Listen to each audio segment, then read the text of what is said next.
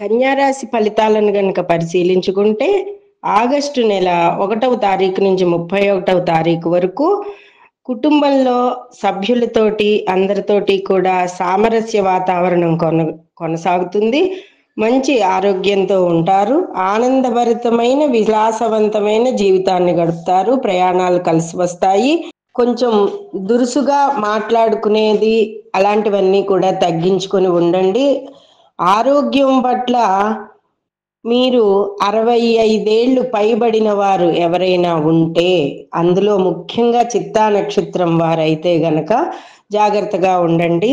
అలాగే నూతన వధూవరులు మౌనంగా ఉండడం అనేది మంచిది. యువతీ యువకులకి పెళ్లి అనేది చివరిదాకా వచ్చి ఆగిపోతూ ఉంటుంది. నూతనంగా యువతీ యువకులకి పెళ్లి ఎవరైతే చేయాలనుకున్నారో వివాహ సంబంధాలు కొంత ఇబ్బంది పెడుతూ ఉంటాయి.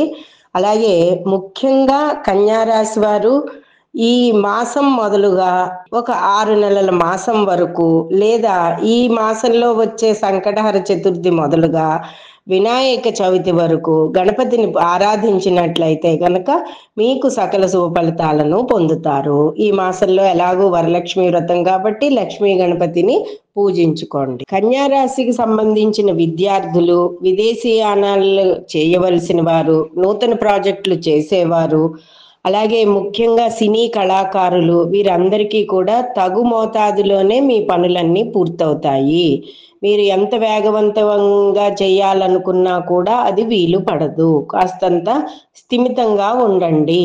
అంతేకాకుండా ముఖ్యంగా ఉత్తరా పల్గుని నక్షత్రం వారైతే గనక సూర్యనారాయణమూర్తి ఆరాధన చేసుకోవడం, హస్త నక్షత్రం వారైతే గనక లక్ష్మీదేవి ఆరాధన, చిత్తా నక్షత్రం వారైతే గనక గణపతి ఆరాధన 11 రోజులు చేసినట్లయినా ఈ రాశి వారికి అన్ని విషయాలలోనూ కూడా కొంత వెసులుబాటుతనం కనబడుతూ ఉంటుంది.